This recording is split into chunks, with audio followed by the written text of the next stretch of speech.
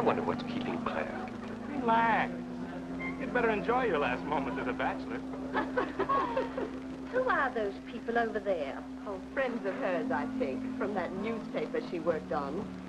I wish she'd hurry up. I'd like to get the gang back to the newspaper. Well, that's Claire for you, even late at her own wedding. You know, I really hate the lizard. What do you mean? Well, I speak now as her editor, not as a disappointed suitor. Claire'd never make a newspaper woman, and you know it. Oh, I don't know. She dug up more hot social stuff than anyone the Tribune had before. It takes talent. Personality, Hack, my boy, not talent. All right, so I appreciated her personality.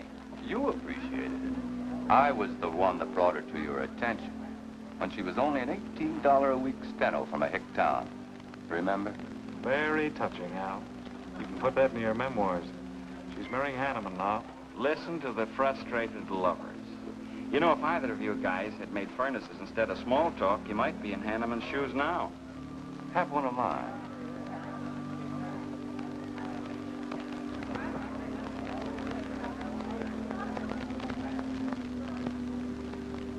We do have memories, don't we, Les?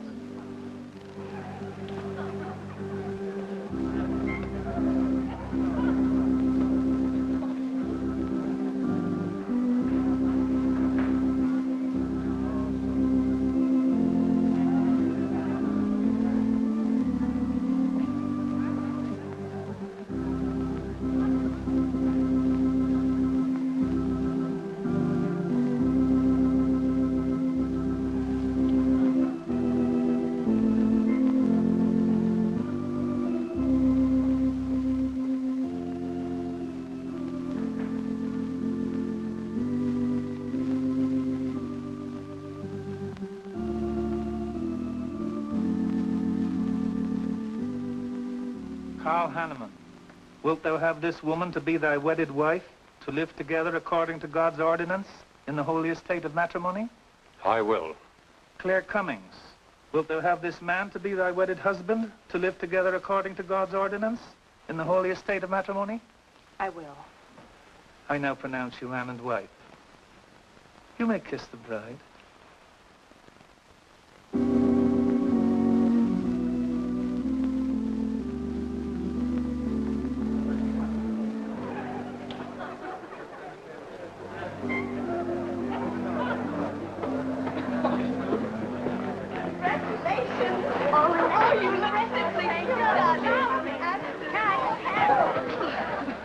June, don't tell me I'm going to lose another employee. Don't worry, Mr. Doyle.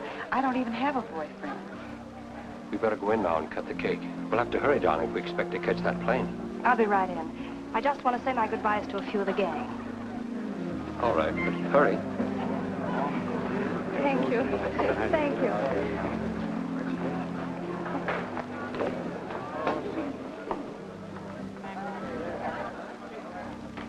Guess who? Why did you come out here? Because I love you. Because you love me. Claire, you're crazy. Don't you know what those words meant in there? Let no man put asunder. No one can put us asunder less, you and me. Oh, I never could figure you out. Except that, well, you make everything add up to spell Claire, don't you? Now, darling. You're even getting a sadistic kick out of having me at your wedding, me and the others. But there are no others. Only you. I'll think about you on my honeymoon. I'll write you. Miss me less. I know you both will be very happy. I beg your pardon. Thank you. I'm ready with my cameras, Mr. Hanneman. I've been looking for Mrs. Hanneman. You haven't seen her, have you? I believe you'll find her on the terrace.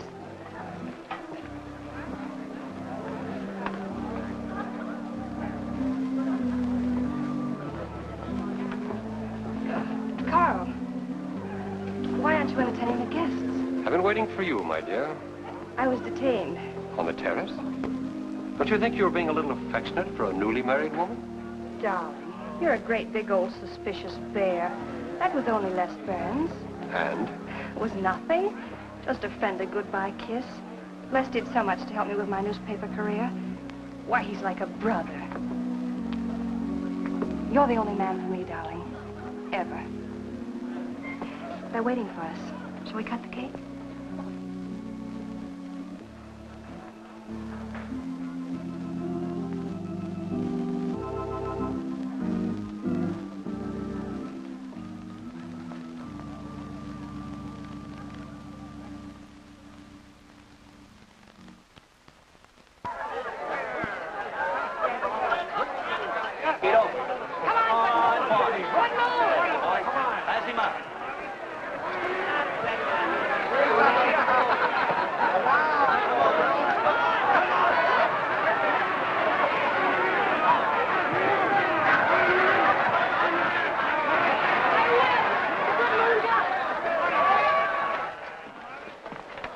How much did he pay?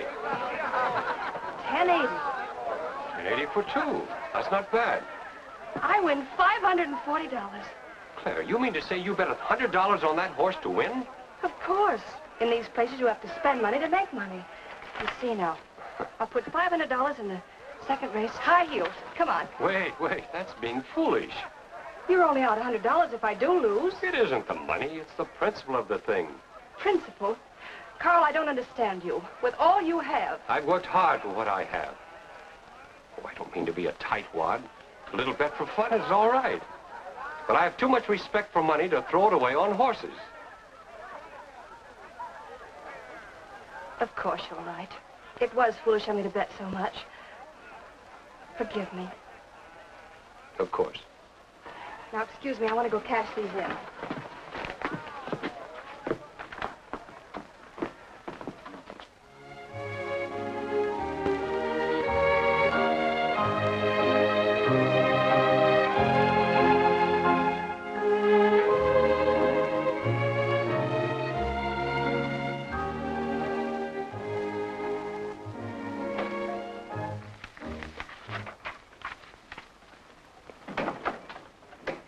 Hello, darling. Miss me? Back so soon, Oh, Carl. we went to the barber shop. Who are you writing to? June Taylor. You remember. Les Burns' secretary. She was at our wedding. Do you want to read some of the awful things I said about you?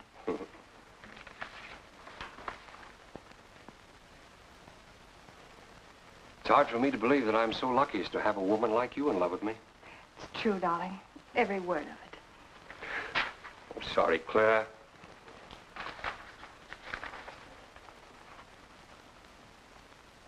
My darling Les. To June, eh? Things are beginning to make sense now. Carl, darling. So that was a goodbye kiss you gave Les Burns. Well, Well, what do you want me to say? nothing. There's nothing you can say, I guess. I'm only glad I found out about it now. Carl, what are you going to do? I'm going back to San Francisco. We're through.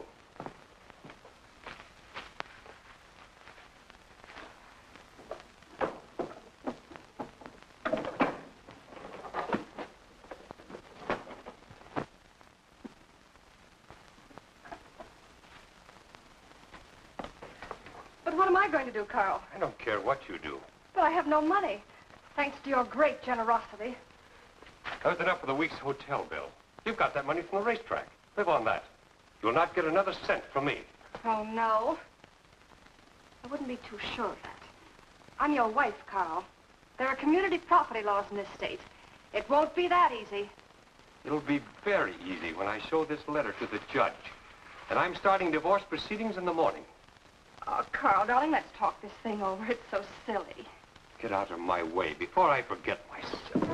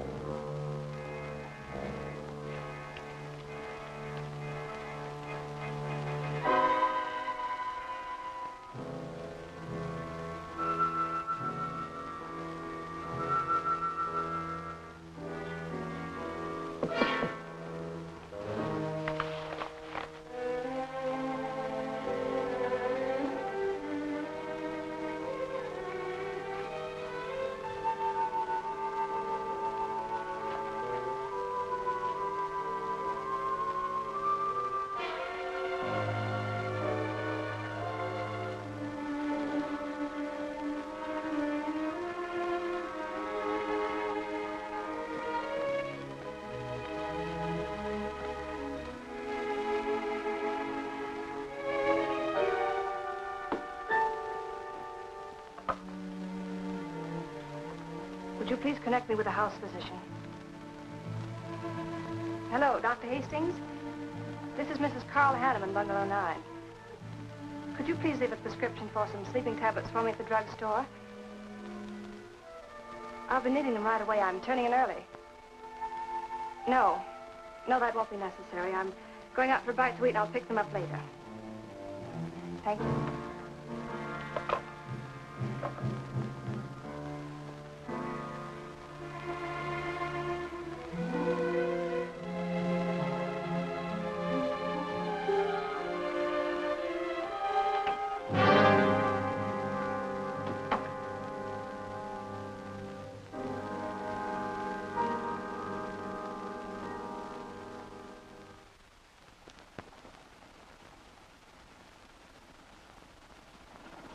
I want a new set of plugs in 42. Okay, Blackie.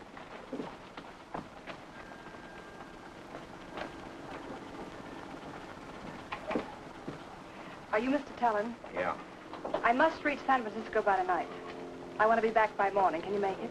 I can make it up and back if If what? this weather holds out and my fee is big enough. How much will it cost? $400.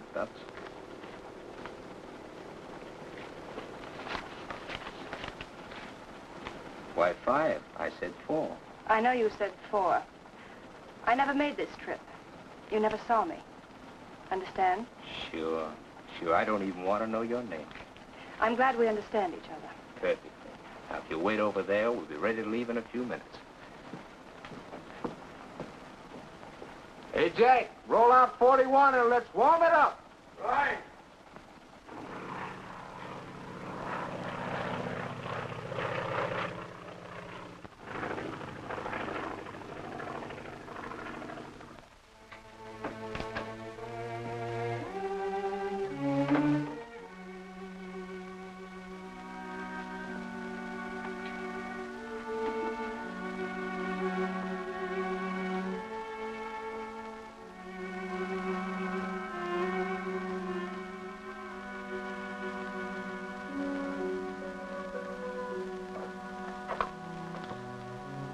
Room service, please. Hello? This is Mrs. Carl Hanneman, Bungalow 9. Would you please send a waiter over with the menu? Thank you.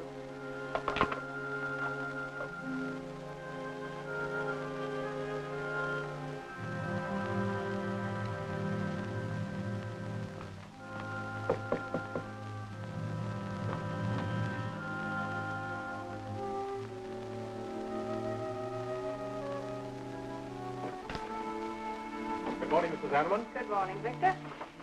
Let me see. I think I'll take some orange juice and toast, coffee. That'll be all.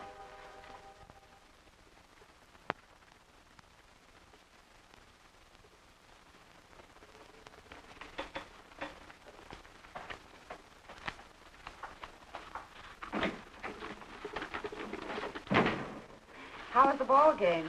That was no ball game. It was a track meet. 12-0.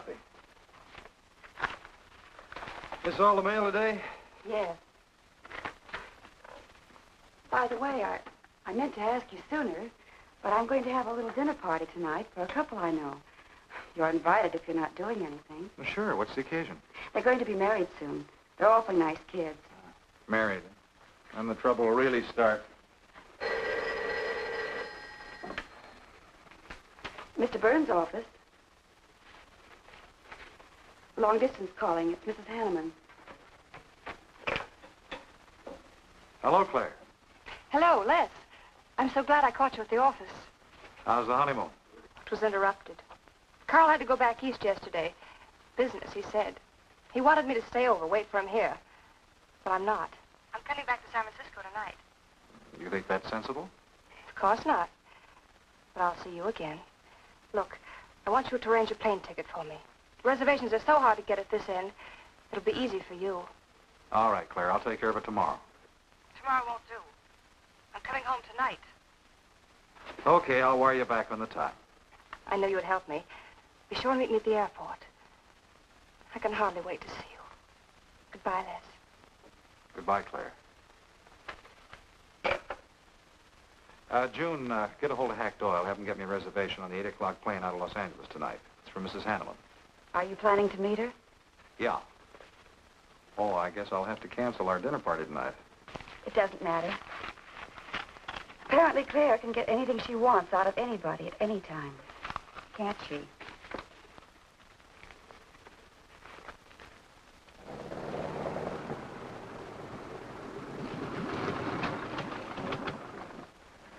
I never thought I'd be back with you so soon, darling. It's wonderful. It's crazy. Then why did you meet me? I don't know. I do. Because you still love me, don't you, Les? I'll get over it. I hope Carl stays in New York for a long, long time. That seems a bit odd. He didn't arrange his business affairs so they wouldn't interfere with his honeymoon. Yes, I thought so, too. You certain you and Hanneman didn't have some trouble? What kind of trouble could we possibly have had? Quarrel of some kind? Perhaps over us? Now, wouldn't that be ridiculous? Giving him some reason to doubt me just so soon after we're married? What do you think you're doing now? You don't feel sorry for Carl, do you? No. No, I don't. But I should. Look, let's forget all about him. For a few days, anyway. Take me home, I'll change, and you can take me out to supper. Claire, I'd rather not go to the house. But I must freshen up, darling. I really must. You want me to be beautiful, don't you? Just for you? You are beautiful. See? There's nobody home.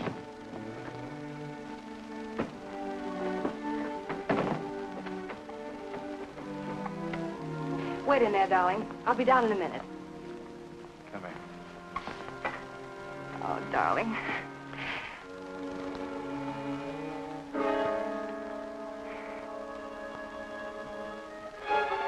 Les, what is it? Stay here.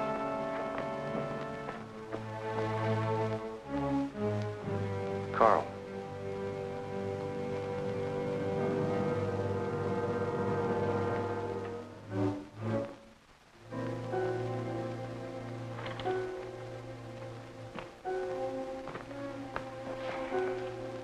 Suicide. But why? Oh, poor Carl. Claire, I thought you said he'd gone to New York. That's what he told me. I don't understand it. Why should he do such a terrible thing? You probably know as much about that as anyone. It's going to be one of the first things the police ask you. You can't stay here, darling. I'll take you over to Hack Doyle's. Where's your telephone?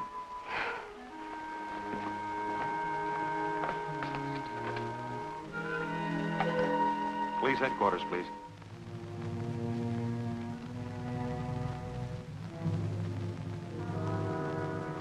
I thought of you and Hack right away, Mamie, and brought her over here. I hope you can put her up for tonight. Oh, of course. You can stay as long as you like, Claire. Thank you, Mimi. You're very kind. It's just too incredible. If you'd had any earthly reason. We were so happy. So very happy. And now there's... Oh, Hack, Claire's going to stay with us for a few days. Good. Plenty of room. The police are over there now. Murdoch said he'd stop by here later. You sure it was suicide? Fairly sure. With a man in Hanneman's position, a beautiful wife, and all that money? I don't get it. I don't either.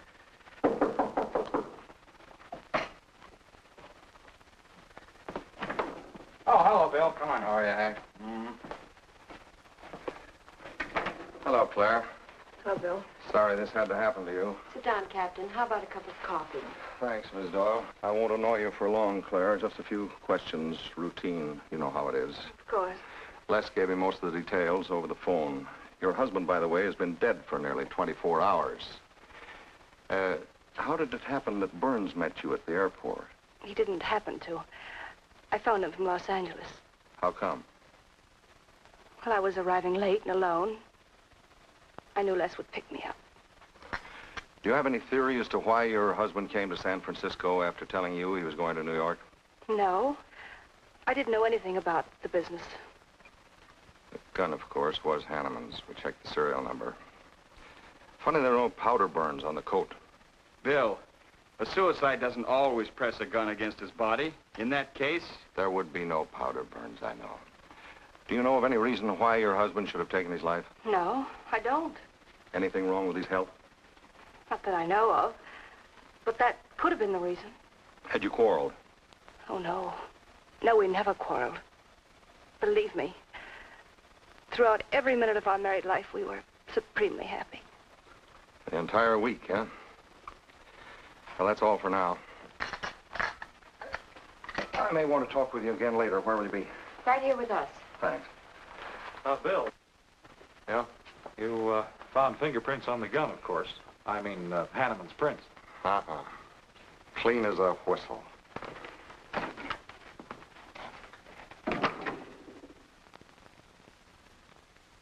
Certain, Mr. Burns, that's the position you and Mrs. Hanneman found her husband? That's right.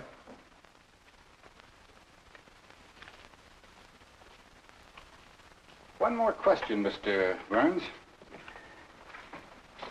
Your testimony at the coroner's inquest said you touched nothing. That's true. Then how did you know the man was dead without feeling his pulse or heart? Mr. Chalmers, I've been around enough to know a dead man when I see one, especially after 20-some-odd hours. You assumed that Mr. Hanneman committed suicide. Why? Well, everything points to suicide.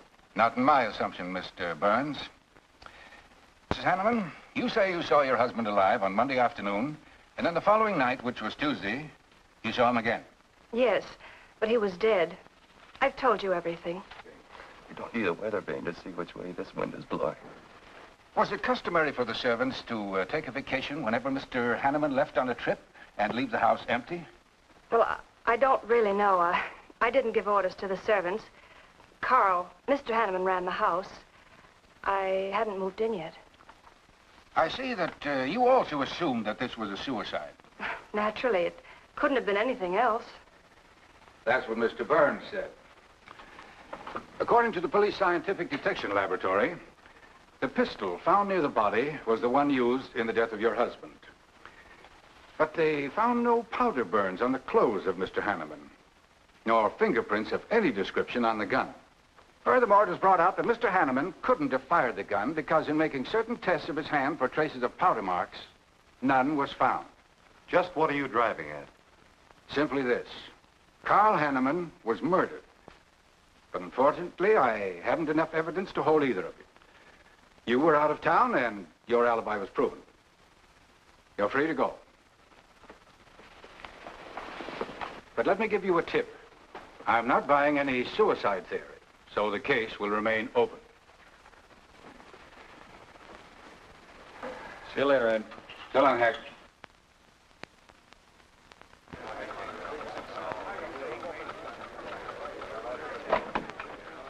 Good morning, Les. Just the guy I want to see. Yeah, about what? Oh, I've been assigned to do the follow-up on the Hanneman case. Oh, how'd you draw that? Oh, I asked for it. It'd be a dull job because there isn't going to be any follow-up. Just an ordinary suicide. Are you kidding? I never smelled an odor of fish so strong in my life. No fingerprints on the gun, and you call it suicide. So what?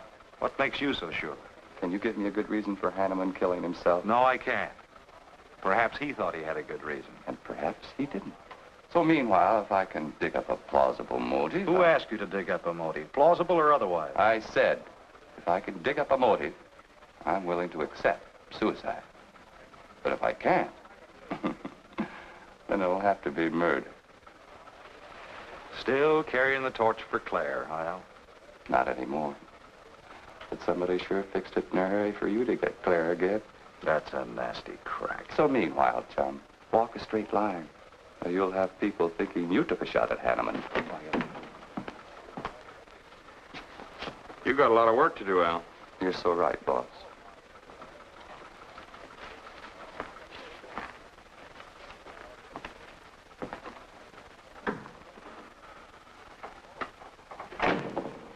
Sorry, Hack. How's Claire taking it this morning? I don't know. She's still asleep when I left. Les, I'm worried about this deal. Police aren't buying any suicide theory. Is that why you put Herrick on the story? Maybe. He might dig up a suicide motive. What's your slant? Well, Hanneman killed himself. Nice try, Hack. You're about as subtle as a punch in the nose. You think Hanneman was murdered, don't you? Maybe I'm protecting someone. It's possible. But I'd like to protect someone if it isn't suicide. Like who? Like you. Who had a better reason? Hanneman's death meant that you'd get Claire back and $1 million-odd bucks. That makes sense to a lot of imaginative characters around this town. I don't believe it for 1 second. But I still think it's safer to sell the suicide theory if Harry can dig it up.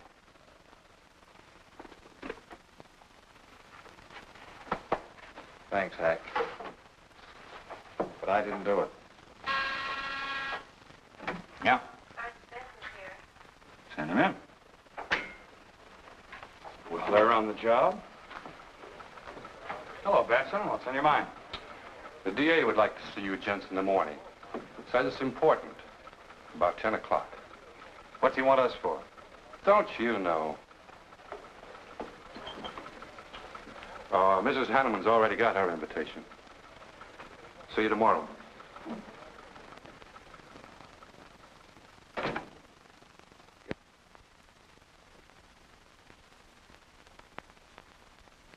Eric really revels in pouring it on. Well, it's news. Nobody's been hurt. Yet. By person or persons unknown. Could have been worse. The DA certainly tried hard to tag it on somebody. Tell me, Hack, do you think that, well, that Claire could have shot her husband in some way? No. She was in Los Angeles the night he was killed. DA couldn't shake that, and... Good morning, everybody. I hope I'm interrupting something important. Hello, darling. You look tired. Hello, Hack, dear. Good morning, Claire. It's a pleasant surprise. What can I do for you? I came to get my job back. Starting when? No. Well, after all that's happened, don't you think you should have a little rest? Rest. Why, working will be the best thing in the world for me. It'll keep me from thinking too much about poor Carl. After all, I must carry on. My life is still ahead of me. What's the real reason? Well, I do need a little cash. I have the house and my clothes, but I just won't be able to live on the widow's compensation the court will allow me. You wouldn't want me to have to sell my clothes in order to eat, would you? Oh, no. After all, I've made other arrangements about your column. Beth Warnock's taking it over. You are still the boss, Hack. Les, darling, wait outside for me. I'll be out as soon as I've had a heart-to-heart talk with Hack. I know. You might as well say yes, Hack. I've had these heart-to-heart talks.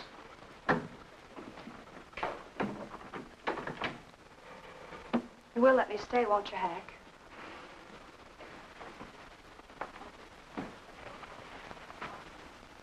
Yes, but I was hoping you wouldn't ask it. You are a darling. Listen, Claire, you stick to the job and no playing around. There's enough trouble here now without you adding to it. I don't know why you talk like that. I'm serious about it, Hack. I'll work hard. For your sake, I hope you do.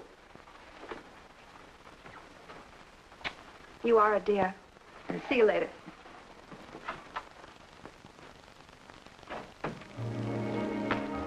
Well, see you later, Al. All right. Hope they're your friends. Yeah, old friends.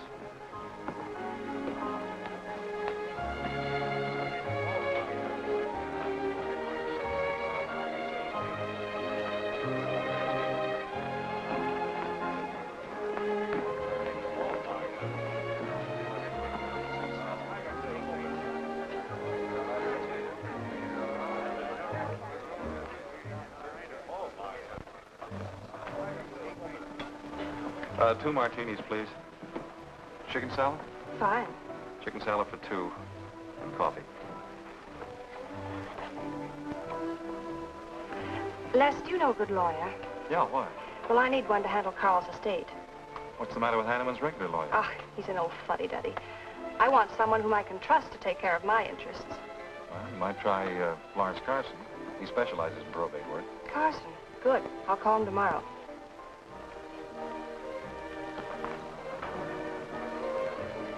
Do I know that man over there? You should. It's Stanley Mason. Our paper's backing him for Congress. Of course. Why, the pictures on his campaign posters don't do him justice. You know, I never could figure that guy. Every time I see him, he's with a different girl. So?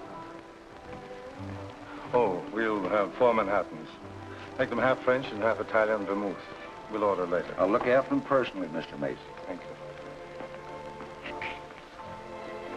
Stanley, isn't Isn't that Hanneman woman over there? Yes, she's very attractive, isn't she? Well, if she likes the type. Why wouldn't he be a good man to handle the estate? No. He's too tied up with his election campaign. What are his chances, Les?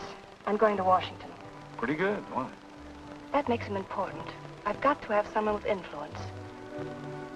He looks like the kind of a man who could get things done quickly. Capable enough, I suppose. Probably make a good representative. Personally, I just don't go for him. I want you to introduce me to him. You can do better. Oh, darling, don't be stubborn. I want to meet him. When you want something, you want it right now, don't you? You know what I really want, Les. I know. A fine old name like Hanneman, carload of dollars, social position, the tops. You're forgetting the most important thing. Am I? You see, that's just the frame. You're the picture in that frame. What's that about a frame? Sergeant Benson, won't you join us? No, but Burns here can join me. Been looking all over for you. The captain wants to have a little chat. Now. What is this, a pinch? No, just an interview. It won't take long. It's too bad you couldn't have found me at 10 o'clock this morning. I was in a dentist's chair. I'm sorry, Claire. It's all right, darling. I'll wait for you here.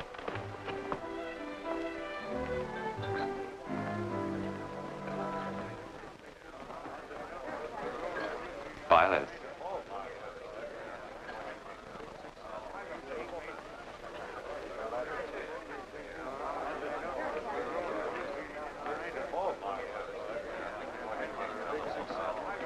Hello, Al. Don't tell me they finally grabbed Les for murder. Wouldn't you like to hear me say yes? Yes. Well, don't stop the presses. Yet.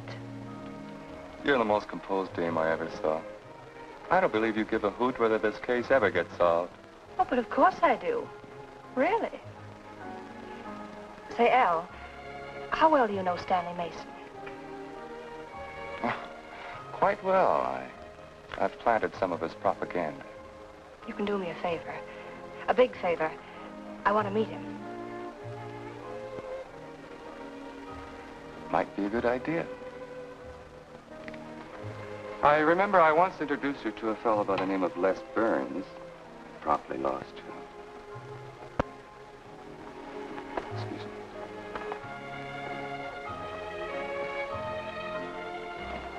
Stan, how are you? Well, hello, Al. Say, I have a young lady over here who'd like to meet you. Just take a minute. Well, all right. Excuse me? Excuse me. Claire, this is Stanley Mason. Mrs. Hanneman. I'm so glad to meet you, Mr. Mason. How do you do, Mrs. Hanneman? Won't you sit down? Sorry, I can stay but a minute. I know you think me rather forward, but being an attorney, you can understand my predicament. I'm desperately in need of someone to administer my late husband's affairs. I thought perhaps you could help me. Well, I hadn't intended on taking on any more work this summer. My campaign requires so much attention. However, supposing you come to my office at, say, 4 o'clock, we can at least talk it over. Oh, thank you. I would appreciate it. Here's the address. So, until then... Oh, excuse me. Sorry. Thank you, Al. Don't mention it.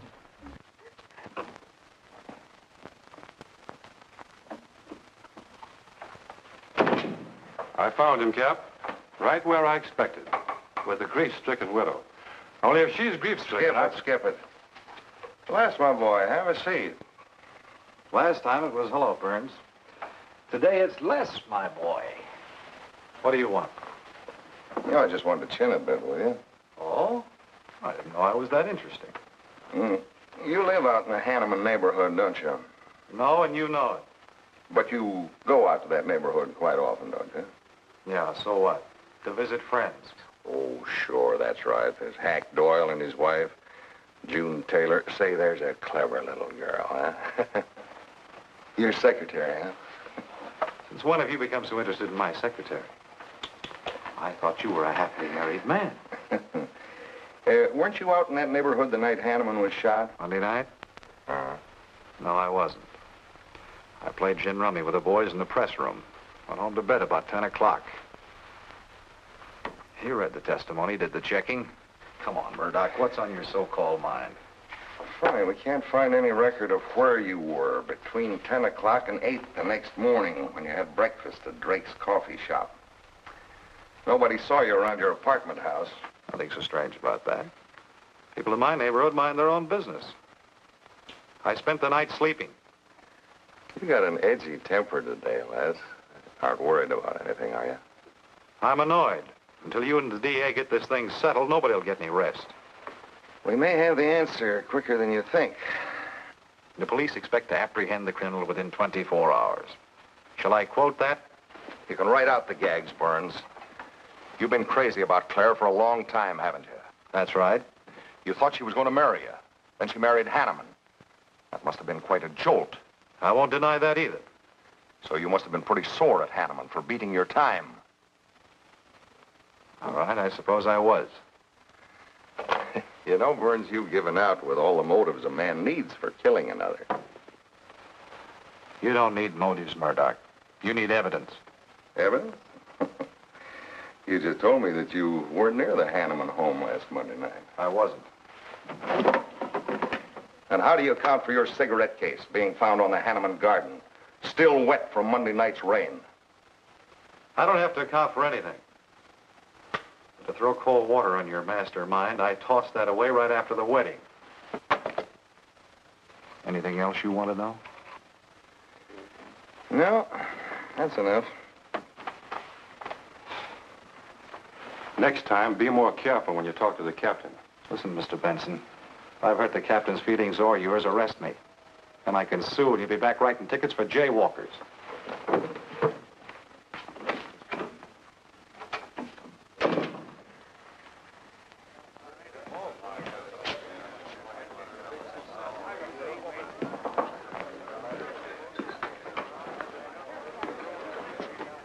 You rent that stool by the month? Well, Lester. Where's Claire? Oh, Claire isn't here. She had an appointment. Did she go back to the paper? No, about this time, she should be walking into the inner sanctum of that courageous and fearless champion of the people's rights.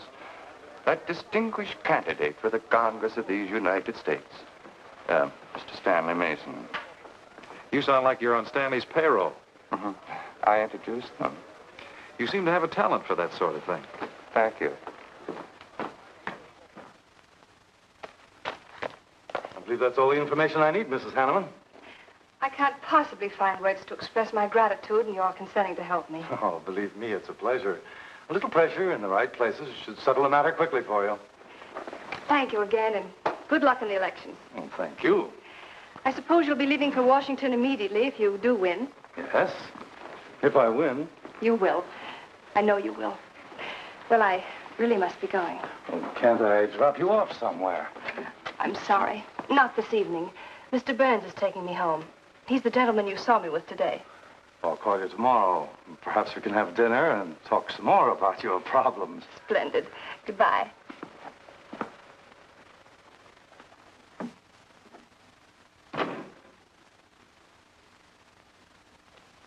Look, Claire, don't you think you ought to stay over at Hackdillow's a little longer? Might be unpleasant. Oh, don't be ridiculous. Come on. Oh, Roberts. Good evening. Good evening, Mrs. Hanneman. We weren't expecting you home. We've made no arrangements for dinner. I've had dinner. Please take my bags to my room, and you and Christine take the evening off. I shan't be needing you. Thank you. Oh, Mrs. Hanneman, I just wish to say on behalf of Christine and myself that we're pleased that you're home, and we'll do everything we can to make you happy. Why, thank you, Roberts.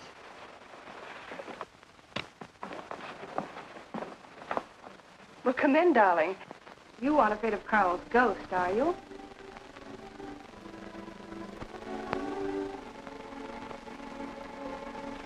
You'll never be happy here, Claire. Nonsense. I've done a little refurnishing. Well, that ought to help a little. Les, what did Murdoch want with you? You had an idea I might have paid a visit here Monday night. You didn't, did you? Of course not. It also seems I had a motive to kill Carl. But of course you did. If you were that kind of a person. Murdoch's only fishing. Well, he knows I've been in love with you for a long time. I told him. You told him? Why not? It's true. You want them to keep working on you, so they'll stay away from me. That's it, isn't it? Yeah, that's it. I said I'd stand by. And you have. And I love you the more for it. You know I do love you, don't you, darling? I think you do, Claire. In a peculiar, mixed-up sort of way. I never should have married Carl. I didn't really love him, but he offered so much. Things I never had. But that's all over now. No, it's not all. And it won't be until they find his murder. They will. And there'll be nothing to keep us apart again. Ever. Claire, if I could only sell myself on that. You've got to, Les. You've got to.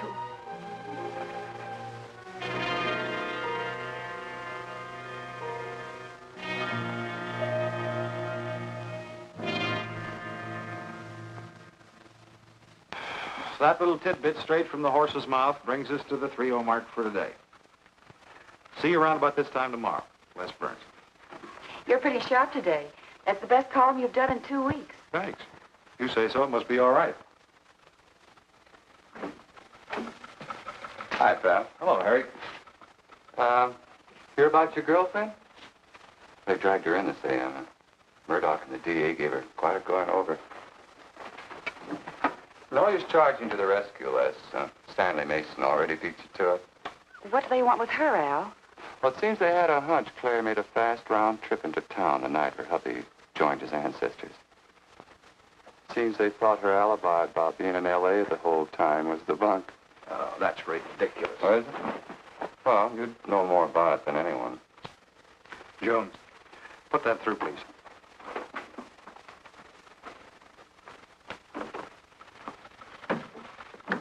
Okay, Al. You're so much smarter than Murdoch. Spill it.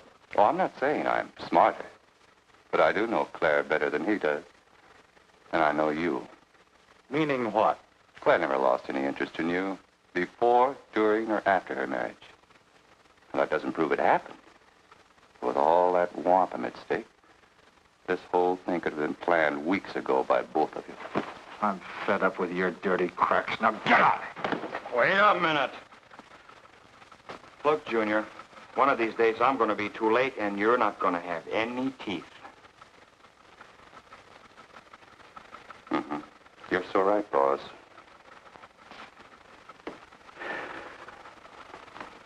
What's wrong, Les? Nothing, forget it. Where you want it? If anybody wants me, I've gone for the day. Have one for me, too.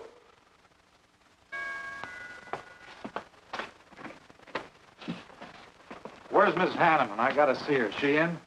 Why, yes, but she's going out. This is important. What's the trouble, Les? Oh, I've been trying to find you all afternoon.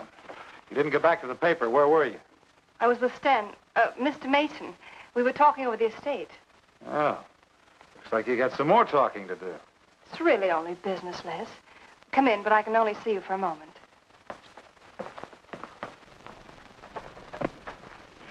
You've taken on quite a package tonight, haven't you, Les? Oh, I've had a few drinks. Sitting over at Bernhard's. Been thinking things. Crazy things. About me? Yes, you. Murdoch and the DA asking you all those questions. It's nothing to be disturbed about. I'm not so sure. Why do you say that? Were you in this room Monday night? What? Why, you know I wasn't. I don't know anything. But I wouldn't lie to you.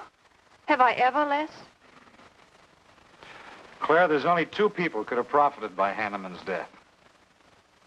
I'm one of them. You're the other. Why, how dare you come in here accusing me? You only married Hanneman for this. You've admitted it a dozen times. But I didn't kill him.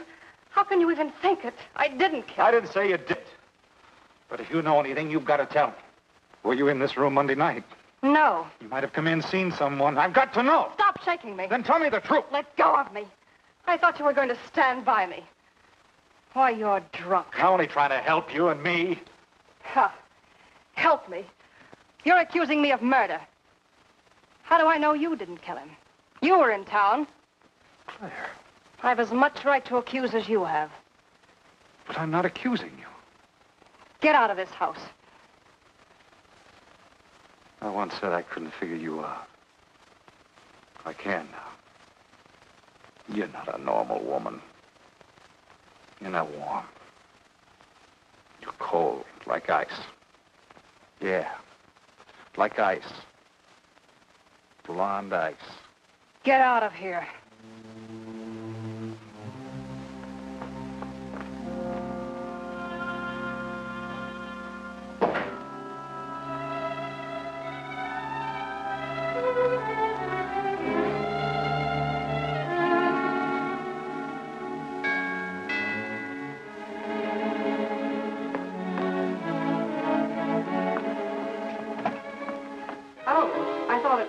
Hello, Mrs. Hanneman. I don't believe I know you. Sure. Sure you do. Let me come in. We can talk better inside. In there. Now, what do you want? And I saw your picture in the paper, and I found out who you were. I figured we could make a deal. Deal? I was going to call on you last night, but you had company, and I had to see you alone. What kind of a deal? Seems that plane ride last Monday night returned big dividends. I paid you to forget me. I thought I could trust you. Sure you can trust me. But it's hard to forget murder for any $100. Why, you dirty double... I don't like that word. All right, we'll forget what happened to Hanneman. I'll go along with you on that suicide story. That is providing there's a little consideration of, let's say, 50 grand. $50,000? Why, I don't have that kind of money. This estate's in probate. I won't receive a thing for months. I can wait. But in the meantime, I'll take this. I know a little man who'll lend me money on it. All right. All right. Just don't come near this house again. But I will keep in touch with you. Quick, out the terrace door. And don't forget, Mrs. Hanneman, I'm not kidding about that 50G.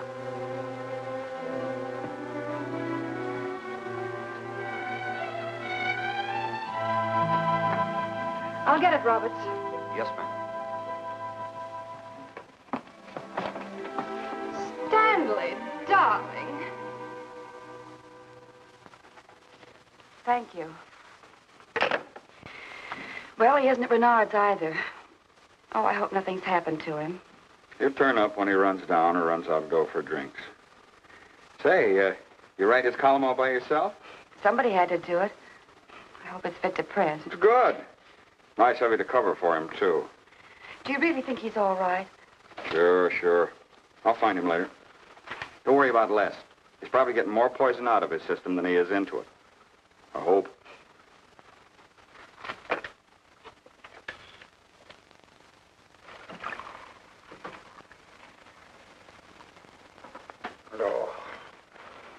Oh, June. Oh. See if you can give me another head, will you? This one's not going to do me much good. You certainly had a little trip for yourself. I guess so. What day is it? Tuesday. Holy mackerel. What happened to Sunday and Monday? I took care of them for you. Oh, you would. Who found me, Hack Doyle? No. Claire. Claire? Mm-hmm. You were trying to convince the doorman at the top of the mark to let you out on the roof. It was the only way to the moon. Oh, brother. The moon? Looks like I wanted more than a little trip. Here, drink this. It'll make you feel better. Guess I've been the horrible example, huh? You no doubt thought you had a big reason for getting tight. I had to get away from something. Something wasn't good for me. Have any luck? I don't know. I'm never going through this again, I can assure you of that. June. Well, I guess I'd better get back to the office. Well, thanks a lot for looking after me, June. I'll be down after a while, if I can make it. Don't hurry.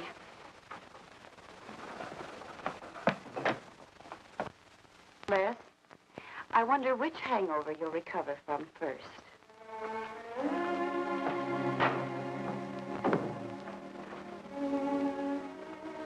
I thought we were all washed up, Claire. Les, for everything I said the other night, I'm terribly sorry. I guess I was a little mixed up myself.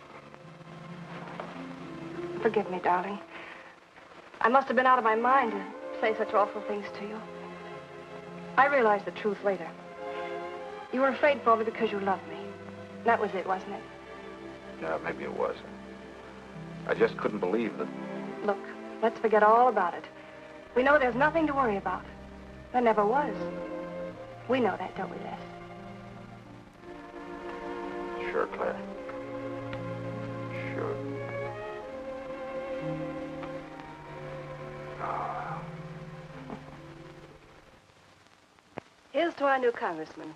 May your career be long and successful. Thank you, darling. Jeff, but aren't you both a bit early?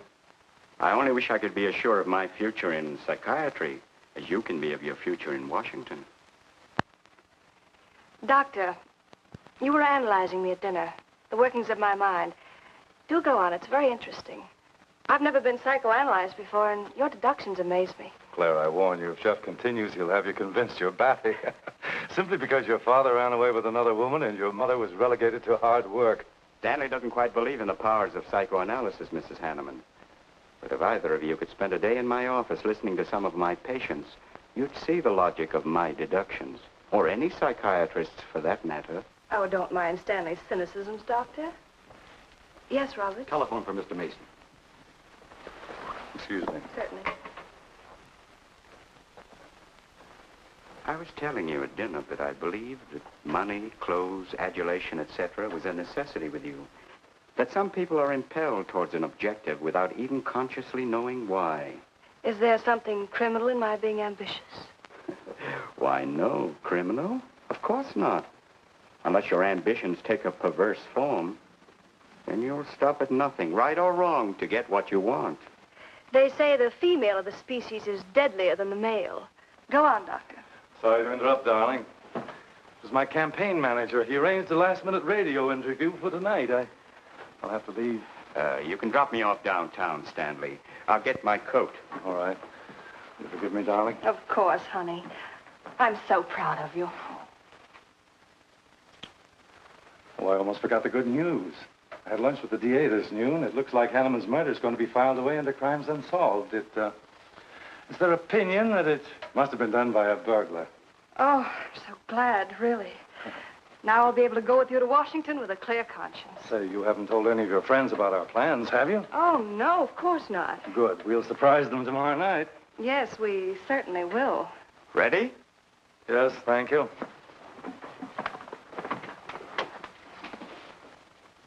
Good night, Claire. Good night. Mrs. Hanneman, please don't take my mental probing too seriously. You're a very charming hostess. So don't worry. I never worry. Good night. Good night.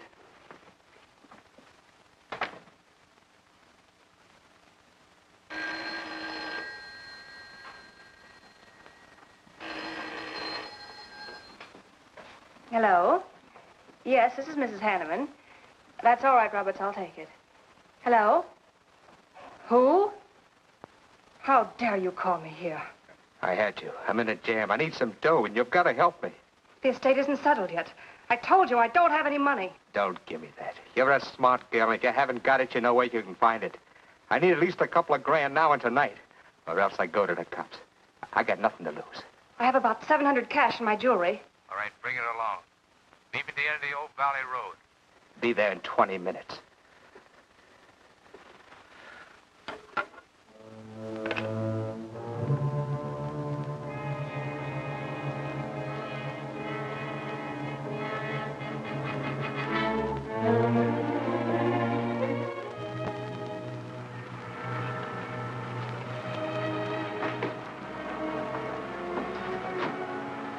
Did anybody follow you? No, Then stop being nervous.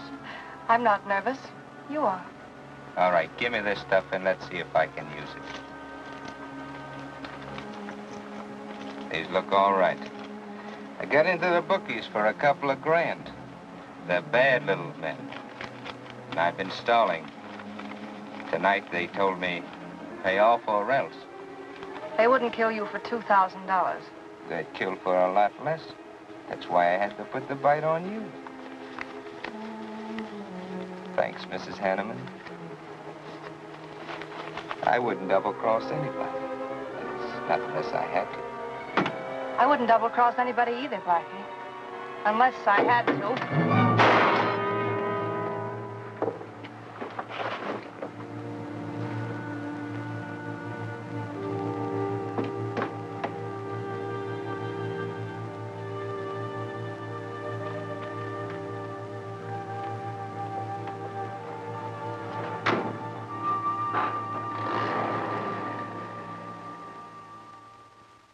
First returns have been received from the 12th precinct.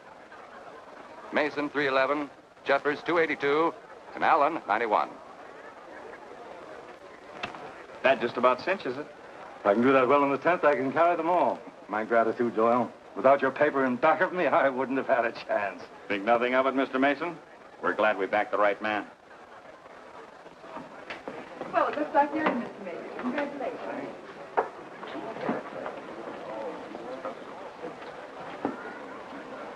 Seen Les and Claire yet tonight? No, I guess she's waiting to make her grand entrance. That's about 100 times you've asked for them, huh? What gives? Nothing?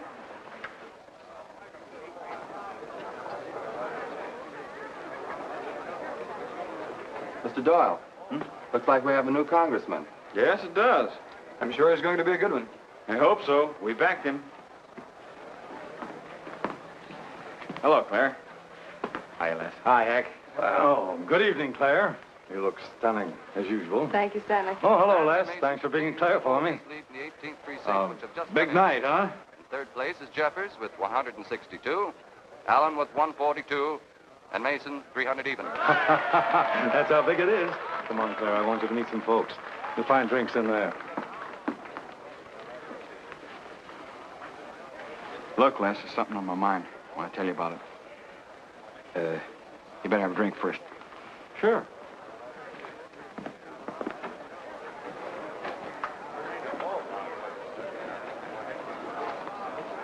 Hi, folks. How's the brawl? Well, at least the liquor's good. Well, Junie, aren't you a pretty thing tonight? Well, it's about time you noticed me. The trouble with you men is you always have ink in your eyes down at the office. Have a fresh one? No, thank you. This will do. Les. I'll talk to you for a minute. Excuse us. What gives? Did you come with Claire tonight? No, I came with my Aunt Martha from Penobscot. No, I'm serious. You saw her come in with me. You better get her out of your system, but right now. What are you talking about? Things are fine with us now. She couldn't be sweeter. You should have seen her earlier, helping me get things ready for that little party up at my place tonight. How about a speech, Mr. Mason? We haven't had one. Come on, Stanley. Yeah, give us a speech. That's all I need. Now, wait a minute.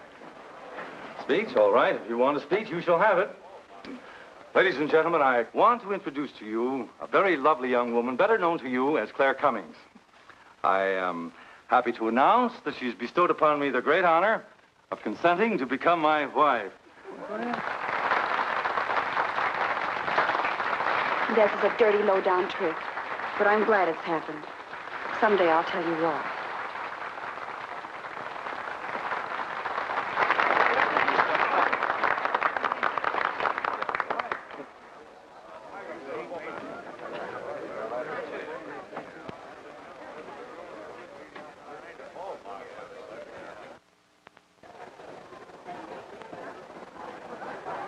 All the Thank you, best in Mr. the world, my Mason. dear. That was quite a speech you made, Stanley. Surprised, Jeffrey? Aren't you going to congratulate us, Doctor? It's customary. Hate to take you away at this moment, Stanley, but there's something I must talk to you about. It's important. But of course, Jeffrey. Will you excuse us? I know you'll enjoy living in Washington. When do you plan to have the wedding?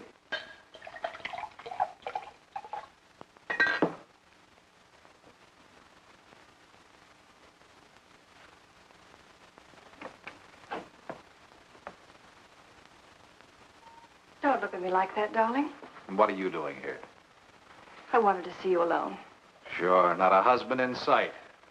Dead or alive. I didn't have a chance to explain.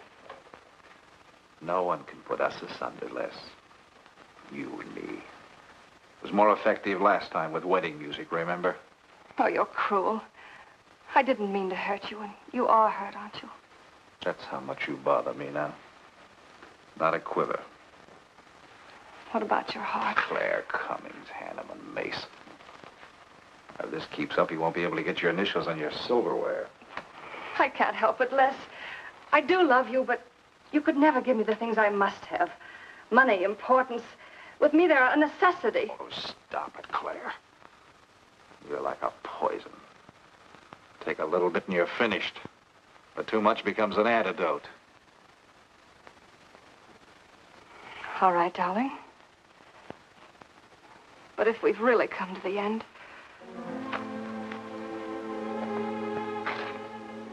Stanley. Do you mind, Burns? I'd like to say something to my fiancée alone. Not at all, Mr. Mason. Not at all. Go right ahead.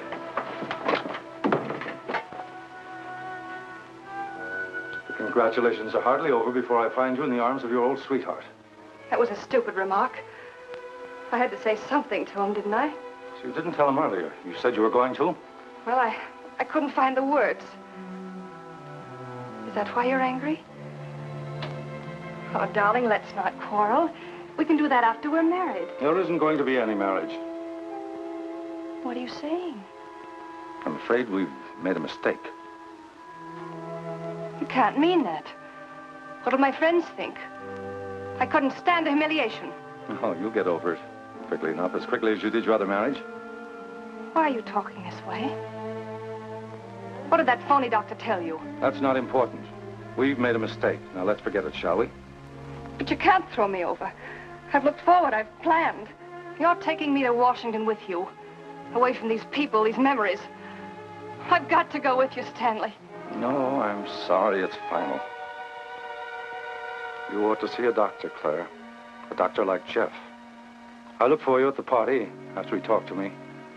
I merely wanted to ask you something. Doyle told me where I'd find you, but I didn't believe him either. But finding you here proves many things. You're not well, Claire. All right. I didn't mean to crack up. At least we could have a farewell drink together. No hard feelings, really. Why don't you fix some for us? I must say you're being regular about it.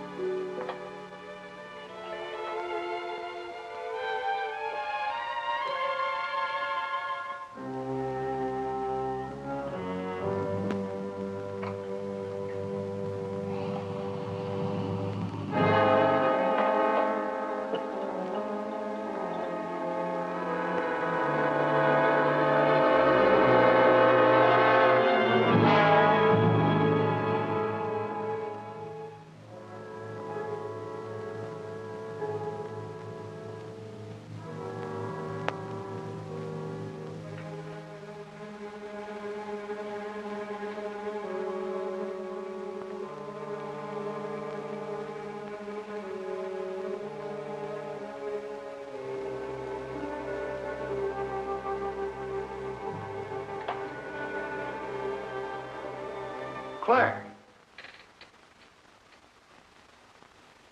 What have you done? I did nothing.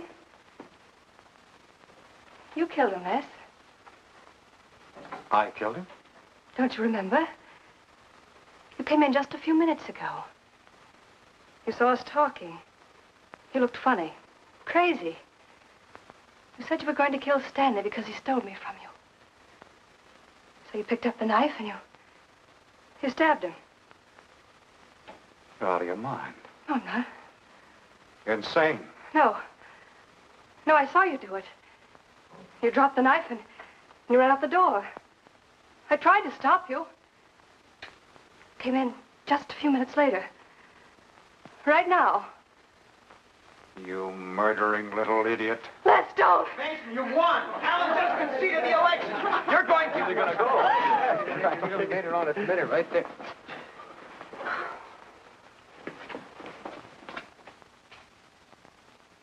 So you see, Doctor, the evidence is really stacked against Les Burns. I and the others feel that he's absolutely innocent. Now, I asked you down here to see if there wasn't something you could do to help us prove Les is innocent and Claire's guilt. Because just as sure as my name is Hack Doyle, she's framed him. I agree with you 100%.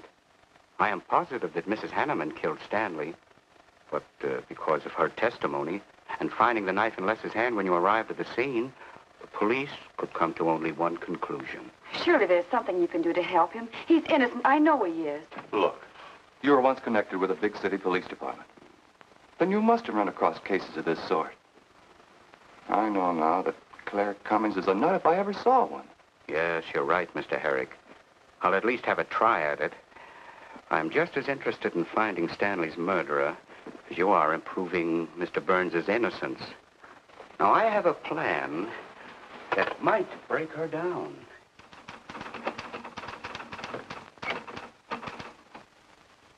Well, good morning, Dr. Clippinger. To what do I owe the pleasure of this visit? It's no pleasure for me, Mrs. Hanneman, I assure you.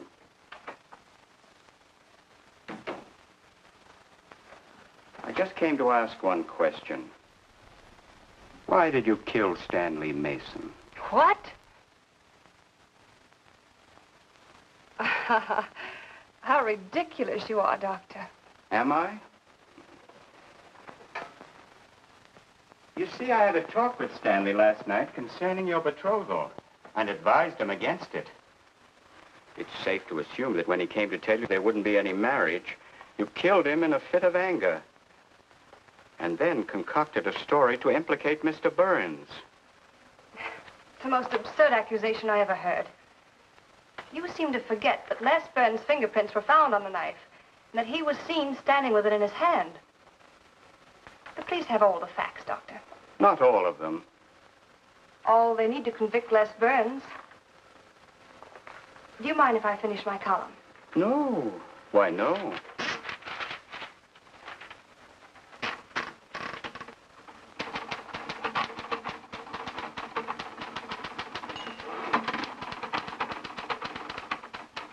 I suppose you'll tell the police I killed Stanley and give them that fantastic story to back up your accusations. It won't sound so fantastic to them, Mrs. Hanneman.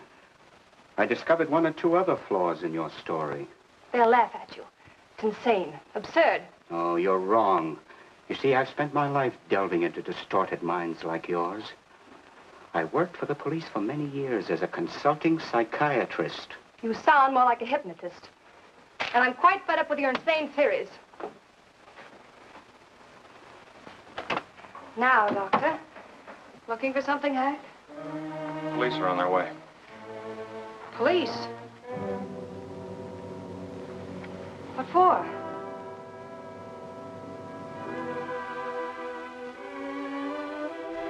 Oh. I see the three of you dreamed this one up. Well, as long as you're going to have me arrested, you might as well read my last column. Go ahead, read it, Hack. Read it out loud. I killed Stanley Mason. I killed Carl Hanneman. I killed Blackie Talon. You didn't know about Blackie, did you? You hid that story on page 5. Unsolved robbery and slaying. I killed Stanley Mason because he no longer wanted to marry me. Stanley Mason was the top of the ladder for me. The top rung. I had money. And now I was going to have position. He was taking me to Washington with him. I could leave then without making the police suspicious. Clever of me, wasn't it? Why did you frame Les Burns? Why? Because he caught me with blood on my hands. Because at last even he had discarded me. I never loved any of them. You, Al, Hanneman, Mason. But Les, I wanted to hang on to him. He was of no use to me, but I couldn't let him go. Maybe I did love him. Hello. Miss Cummings? No, she's off. I'm glad you confessed, because you never could have gotten away with it much longer. I would have, but for you, Dr. Clippinger. You with your slimy scientific snooping. As soon as you came in, I realized it was you who turned Stanley Mason against me. You sent him to his death just as much as I. Sit down, Claire. Why, but for you, I'd have everything I ever wanted in life. I hated you because you were the first man who ever saw inside my mind. And I'm gonna kill you. Let go of my arm!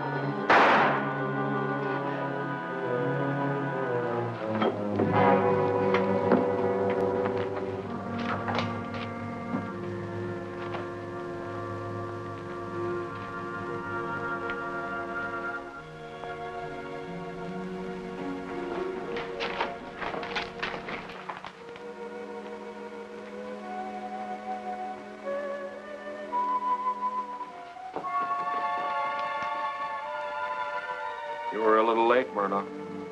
Well, it was probably better this way. I can scarcely believe it. A woman as beautiful as that. You didn't know her very well. None of us really knew her very well.